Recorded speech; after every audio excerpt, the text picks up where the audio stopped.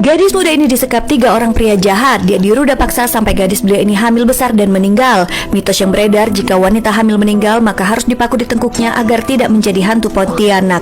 Lalu pria-pria itu membuang jasadnya di dalam karung. Seorang pekerja yang kasihan dengan mayat gadis itu pun mencabut paku itu, dan kini hantu itu menghantui orang-orang yang bekerja di proyek ini.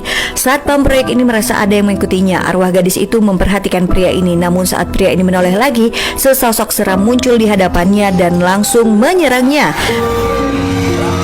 Satpam yang sudah berniat membakar jasad itu pun akhirnya diseret entah kemana oleh Pontianak.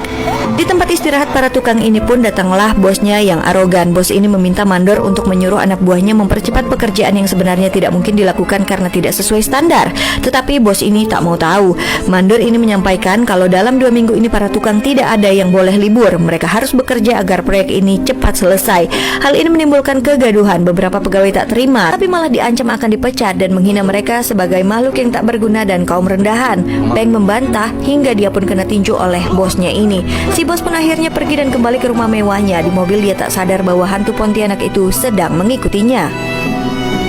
Di rumah mewahnya dia menelpon pacarnya. Tanpa dia sadar arwah gadis itu berdiri di hadapannya. Pria ini pun pergi berendam ke kamar mandinya. Lalu tiba-tiba sesosok kepala muncul dari dalam air. Pria ini benar-benar tak bisa melihatnya. Tapi apa yang terjadi kemudian?